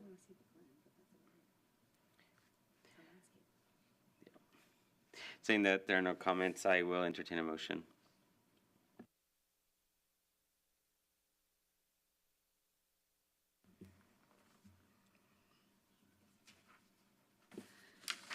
Okay, I'll make a motion. I'll make a motion of the resolution of the Planning Commission of the City of Indio, California, conditionally approving the design review DR 22-11-513 for the expansion of a parking and storage area on a vacant portion of a 4.05 acre lot located southwest of Cabazon Road and southwest of Cabazon Center Drive, and finding that the project is exempt from California Environmental Quality Act CEQA pursuant to CEQA Guidelines Section 15301. Do we have a second? Second. Can we please get roll call? Commissioner Isiano, Yes. Commissioner Fajardo, Yes. Commissioner Lopez, Yes. Vice Chairperson Franz, Yes. Chairperson Rodriguez Seja. Yes. Motion carries. Thank you, and congratulations to the applicant. All right, moving on to item 5.3, resolution number 2056. Do we have a staff report?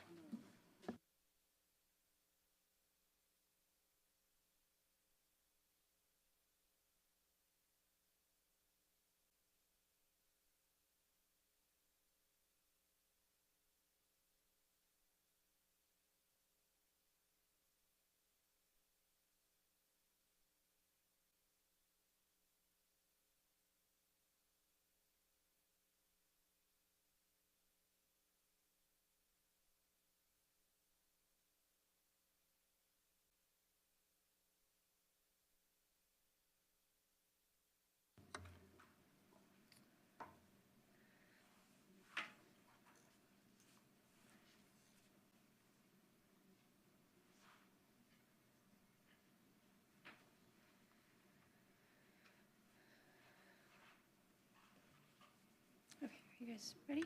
Yeah? Okay, perfect. This is a tentative parcel map recommendation approval request for the ABC Recovery Project. The project will be subdividing assessor's parcel 611023043 into 2 parcels located south of Indio Boulevard, east of Sungold Street, west of Palm Street, and north of Valencia Drive. The CEQA initial study was circulated for public comment from January 30th, 2023 through February 20th, 2023. During this time, no comments were received.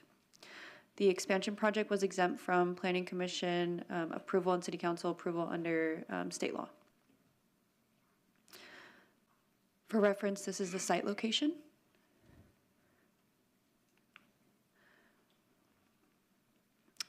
The Subdivision Map Act requires that prior to any map approval, the city find that the proposed subdivision, together with the provisions for its design and improvement of any tentative map or a parcel map, is consistent with the general plan. The findings and conclusions section address the consistency of the proposed parcel division within the Subdivision Map Act.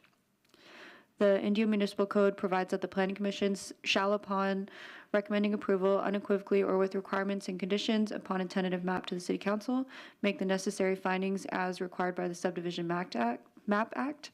California Government Code Section 66474 sets forth the findings required for tentative maps that are analyzed below pertaining to the proposed tentative parcel map. Those topic areas are the design or improvement of the proposed subdivision is consistent with applicable general and specific plans, and that the proposed parcel subdivision will be in conformance with the general plan land use designations of connected neighborhood, and it fully complies with the general plan. The site is also physically suitable for the type of development, and that it is keeping with the general development standards of the Unified Development Code and the General Plan 2040.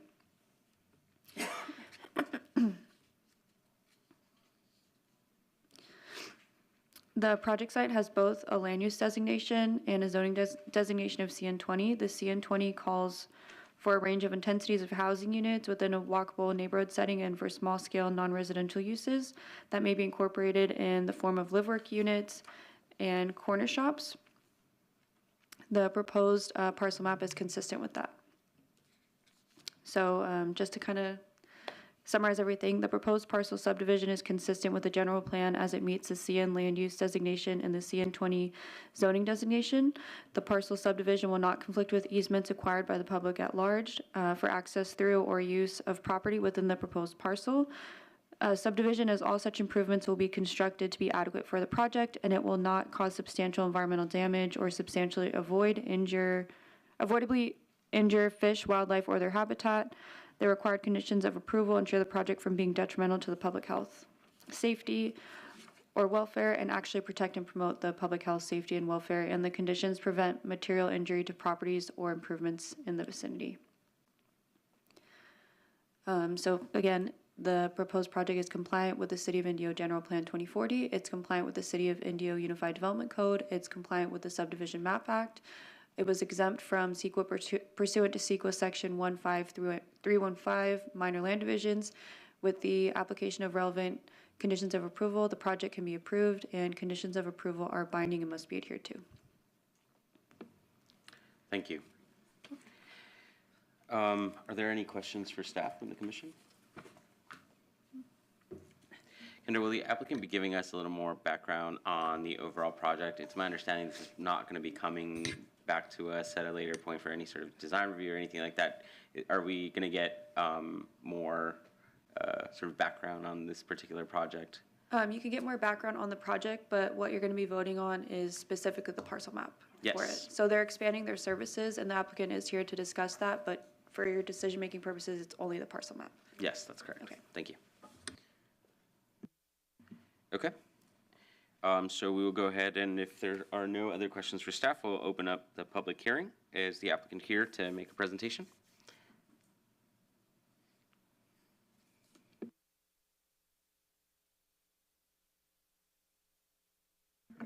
Sorry for that. David Turner with Coachella Valley Engineers, 77933 Las Montañas Road, Palm Desert.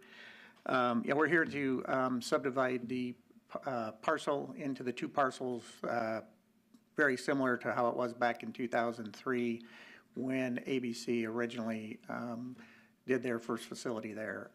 And so as part of that, we had a condition to merge the parcels. We're going through the process now to re-subdivide, so for the future improvements, we can encumber just that parcel for those future improvements, and then we're also cleaning up a little bit of right-of-way dedication. And so that's pretty much what the parcel map is for, and so I'm here to answer any questions regarding that, and then Mr. Yingling is here to discuss what the future entitlements and project entails. Great, thank you. Go ahead and allow members of the public to give their public comment. We have Gil Sanchez. I'm sorry? Oh, I'm sorry. It was he also part of our presentation. Please, sorry, Mr. Gill, we're going to allow the applicant to continue with their presentation. I apologize.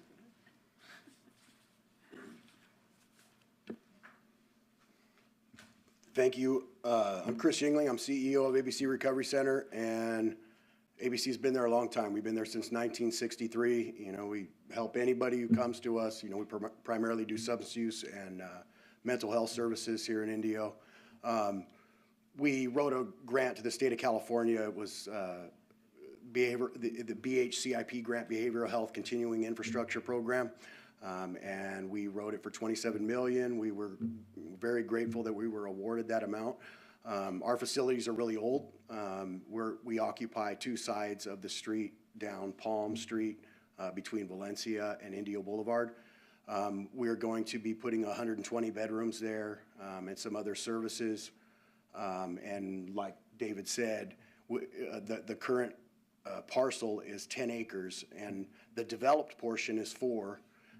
And the value of it's about 12 or 15 million, you know, and so this state grant will encumber the property for 30 years. And so we don't want to encumber the entire property. You know, if we need a line of credit or something like that, we don't want to have all of our property tied up. And that's basically what we're here for. And I appreciate you guys hearing me out. And thank you. Okay, thank you for being here. All right, Mr. Gil Sanchez. Good evening. My name is Gilbert Sanchez, and I'm a member of the American Legion Post 739. And I'm here today.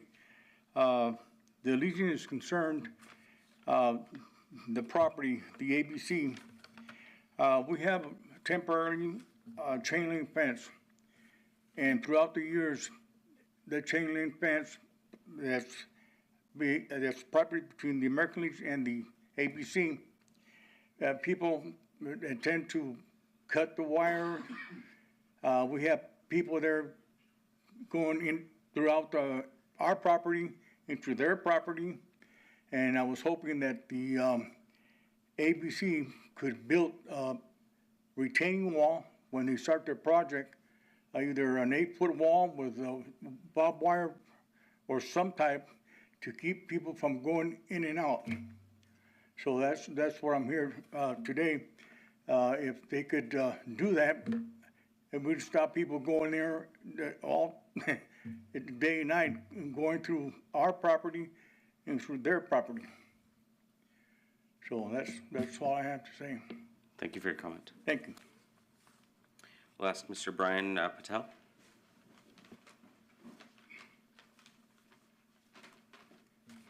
Is this on? Good evening, Commissioners and Chair. So similar to Mr. Sanchez's concerns, my family and I have been a proud resident of Indio, City of Indio, and a business owner of the Tropics Motor Hotel off of Indio Boulevard. And we have similar concerns as Mr. Sanchez. Being born and raised in Indio and knowing the pressing concerns of safety and security nowadays that we have people going from back of our property through our chain link fence as well onto the vacant land that's Mr. Yingling is developing on, which is very a pressing matter. Obviously, we do need expansion of mental health, and we understand the concerns of that for our state and our community. But for our residents and our local transient occupants that stay at our property, and we have young kids and families also stay at our residence at our hotel, that having a rehab facility behind us is kind of a major safety and security issue, people go throw, things over the wall, paraphernalia, whatever it may be, and it's not a good outlook for the hotel as well, as we're trying to run a business and livelihood in that same sense. So what we ask and are requesting that we could at least get a 3-foot buffer wall between their wall and our existing wall that we have on our property, along with a good block wall, like Mr. Sanchez said, maybe 8 foot or 6 foot, whatever seems feasible for the project themselves. We understand it's a grant project from the state, and we're not trying to take anybody's land away, but we just have a safety and security concern for our residents and our business and other businesses in that area as well. And I think our property is similar or a lot closer to one of the housing facility or buildings, the beds that they have. And I'm not too sure if it's a women's housing facility or men's, but still concern either party. As well, I think my father might have a few points as well that he would like to discuss as well. Thank you for your time, appreciate it. Thank you for your comment. We'll ask Mr. Mike Patel to give us his public comment. Good evening, everyone. My name is Mike Patel, and I'm proud resident of the city of Indio since 1987. I own the Tropics Motor Hotel since also 1987. I raised my family in Indio in the hotels, and this project coming right behind my property, I'm kind of scared right now. I know Mr. Yingling, I know Mr. David Gray, good people.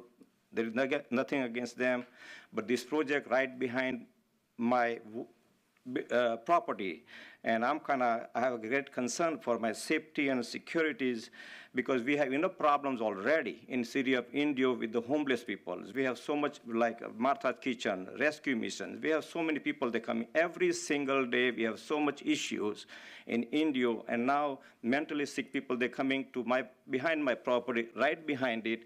I'm going to be scared, and so I have my safety, security, noise, loud music, hernia throwing. I have kids also over there, trash throwing into my property, breaking, graffiti. So all I'm asking Mr. Yingling, I said, at least I need some buffer zone between two property line, at least 6 foot or minimum 3 foot. So the block wall, and then my fence, that way at least my safety, because I have the windows right behind it, my property. Every room has the windows.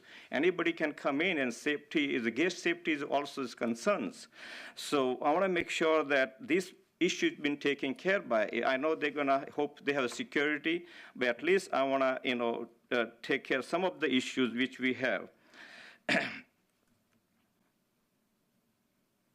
And that is the main issue, which the safety, and also my business too, because I want to make sure people, they come in and they have issues, they're not going to come back to the business. They're going to be, have issue with my business to handle. So what I'm asking before we do, we just want to make sure that my safety, security, noise, music, paraphernalia, trash, graffiti, all things need to be taken care. And I asked Mr. Yingling, at least I have some. I'm not against the project, but at least we have some concerns, the safety, they can take care. And that's all I have. Thank you very much for your comment. And with the wall, it has the barbed wire, at least 6 foot to 8 foot wall, and with the barbed wire and, and some room between two property line. Thank you very much. Thank you for your comment. Would the applicant like to take the time to address some of the concerns? I just want to say I appreciate you guys showing up. We have an amicable relationship. I haven't met you, sir, yet, but part of the plan is a wall completely around it.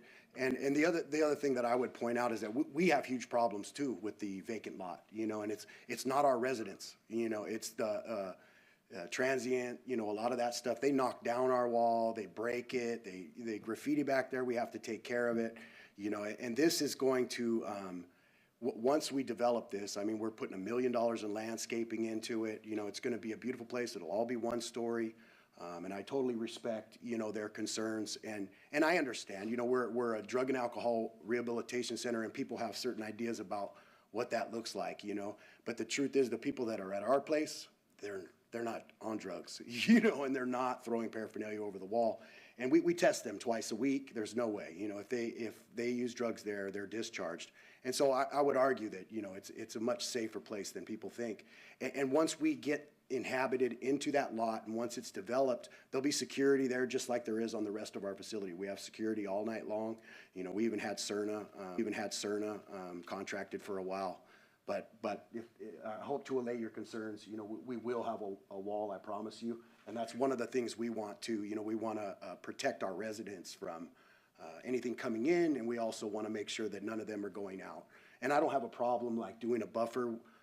Originally, he asked for 6 feet, you know, and that's giving away property, you know, but I'm sure we can come to some kind of understanding, you know, and figure out. Yeah.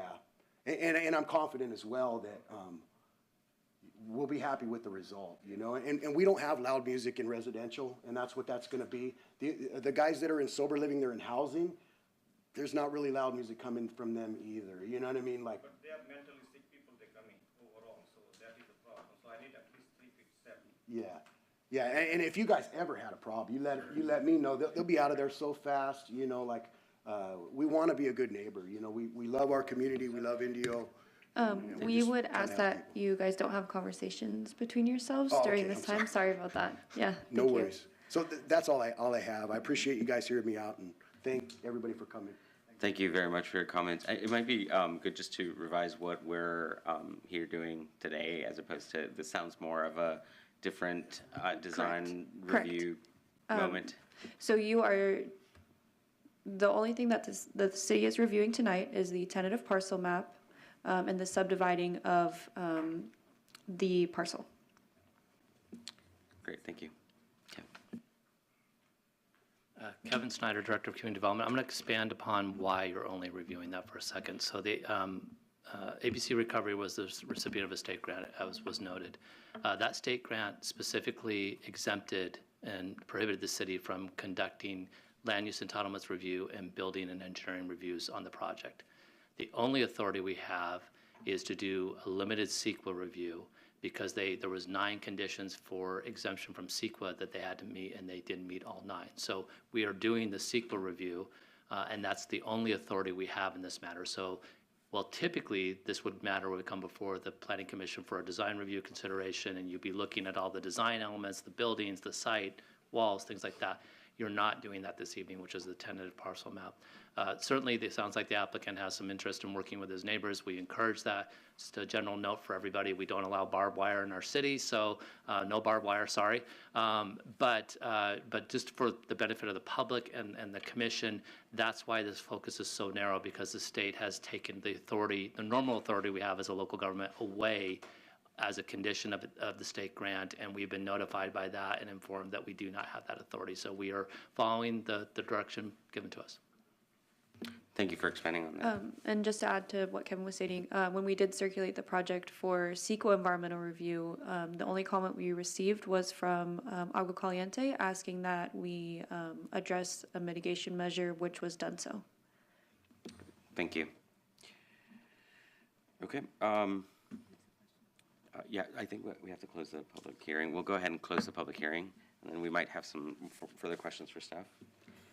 So Kendra, just a question, since we are not going to be overseeing the things that we normally oversee, is that responsibility been given to a state agency that is going to do this? Correct, Okay, so someone yes. is still overseeing this, it's just not us, it got moved up to the state level? Correct. Okay, Yes. just wanted to make sure somebody was looking at it, thank you.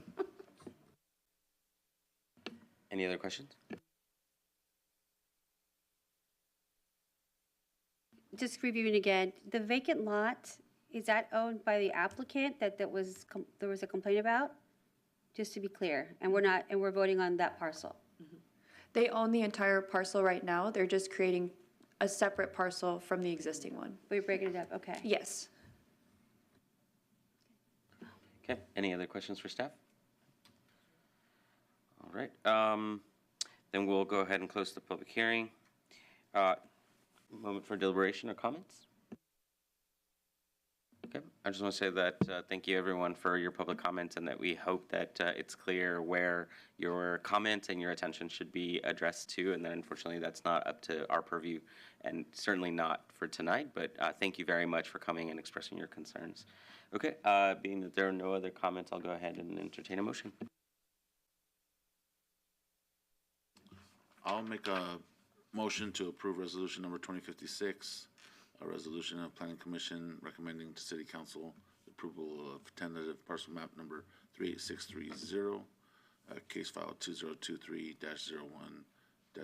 for ABC Recovery Center pursuant to Chapter 156 of Indio Municipal Code, and determining that no further environmental review is required pursuant to CEQA. I'll second that motion. Can we please get a roll call?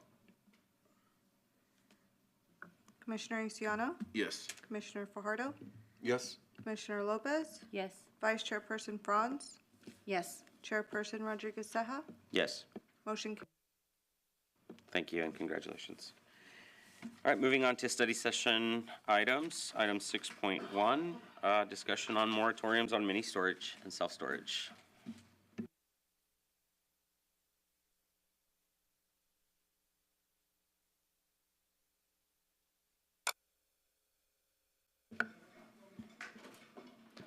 Good evening, Planning Commission. Again, for the record, Kevin Snyder, Director of Community Development.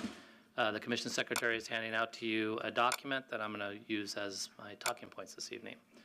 To remind the Commission, this Commission previously discussed a proposed moratorium and recommended to the City Council a proposed moratorium on mini storage, self-storage facilities, and recreational vehicle storage facilities. On March 15th, 2023, the Council did take action via urgency ordinance to enact the moratorium as recommended by the Planning Commission. That moratorium is by statute good for an initial 45-day period, after which it will expire unless two things happen. One, the City Council holds a public hearing, and two, they take action to extend the moratorium for some specified period of time. So when the City Council considered your recommendation and took action, we anticipated that we would be coming back, having a conversation with the Commission, and then ultimately going back to City Council. Because of timing, the conversation with City Council will occur next Wednesday, April 19th. That will be the public hearing date, and the Council will be asked to take potential action to extend the moratorium. So in advance of that, I wanted to share with you the proposed work plan that we are going to provide to City Council so that they understand what staff is recommending for their consideration, and you understand that. One of the things the Council talked about when they were considering your request is that they wanted to make sure that the policy analysis was timely. There's interest in this from the private sector, concern about the impacts of the moratorium. So they did direct staff to be mindful of those concerns and putting together a work plan. And so what we have before you this evening takes that into account. So again, the proposal, and again, I want to reiterate, the Council may not choose to extend the moratorium, which means it automatically terminates at the end of the 45-day period. So this is the proposed work plan if they do extend the moratorium. So a couple things that we would suggest that need to be done. One is to get more feedback from the community.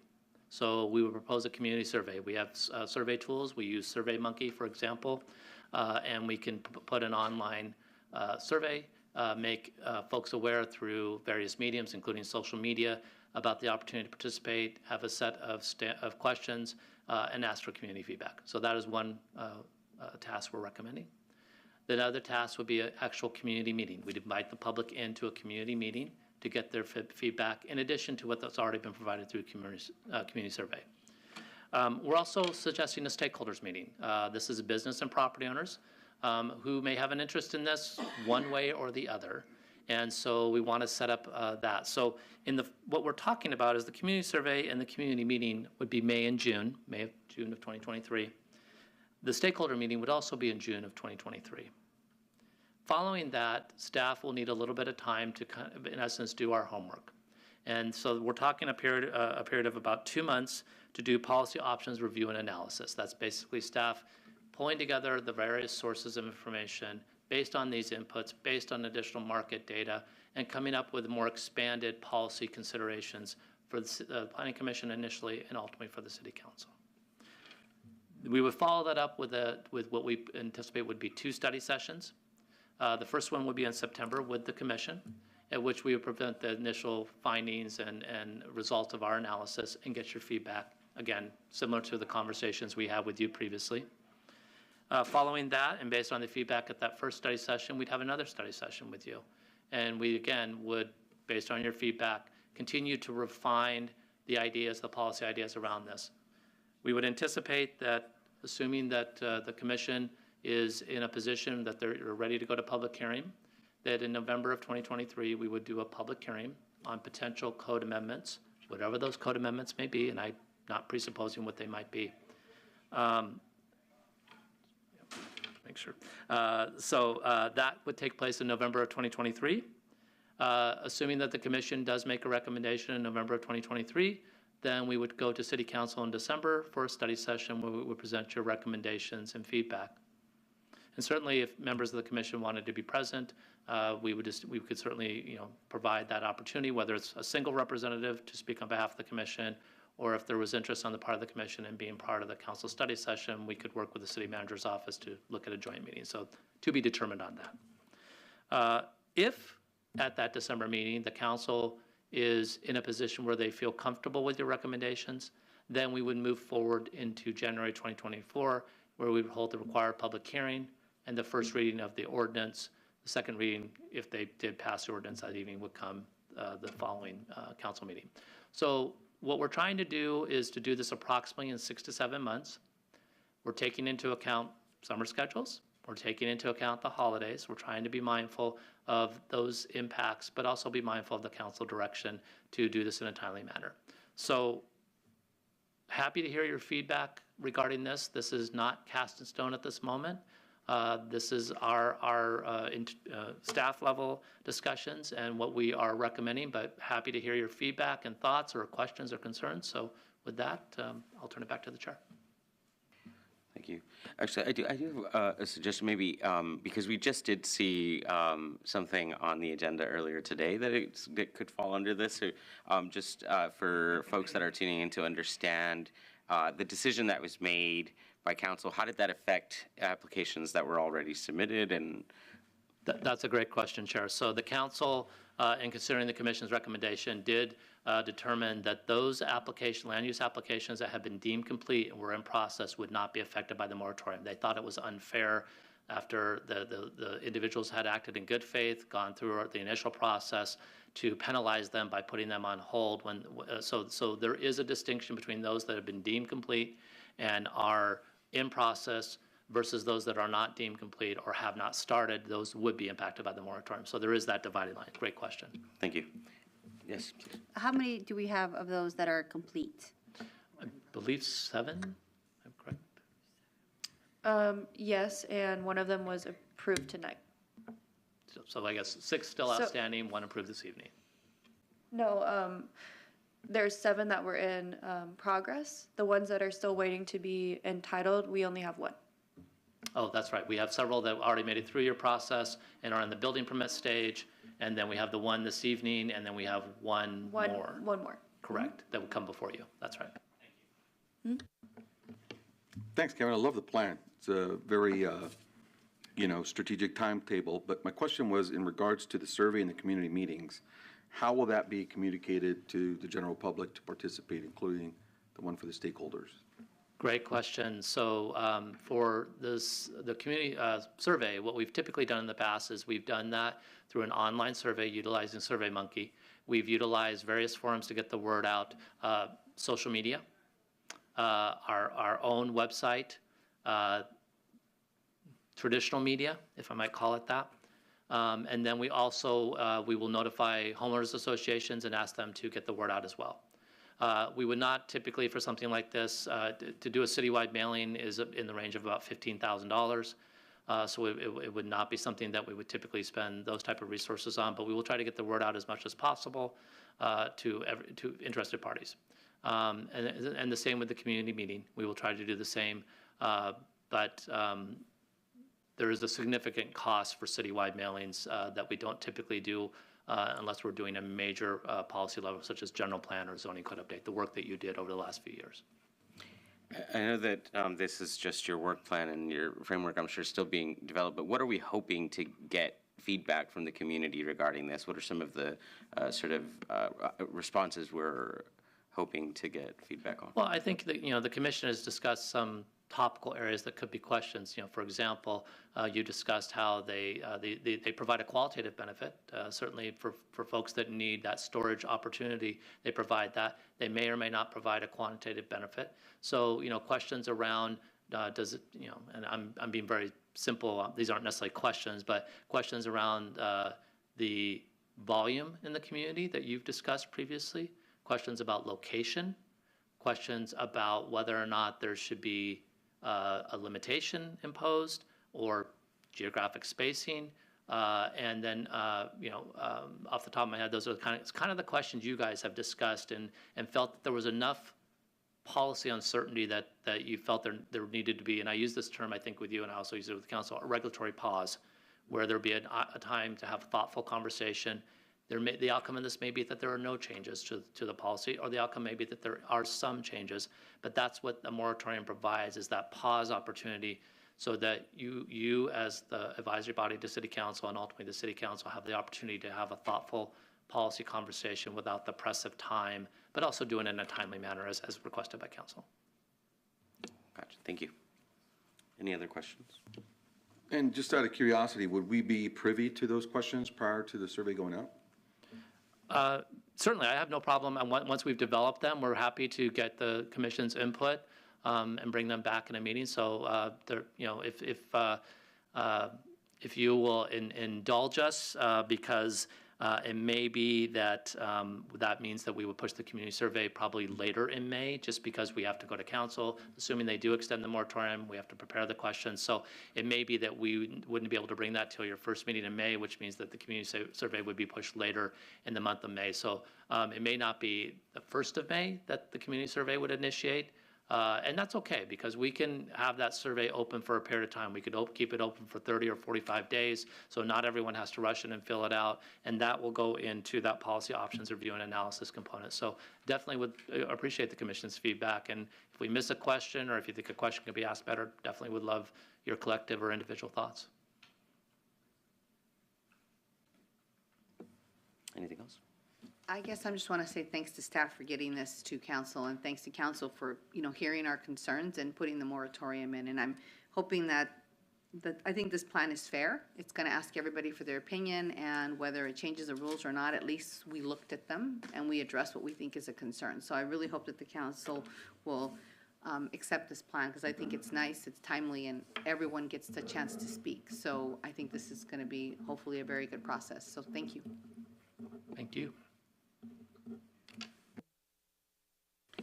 Great. Chair, if there are no other questions for staff, could we check to see if there are members of the public that want to speak? Absolutely. Do we have any members of the public that would like to speak? There are none. Great, thank you. All right, if there are no more questions on this item, we can move on to commissioner comments. Are there any? No? Okay. Any staff items?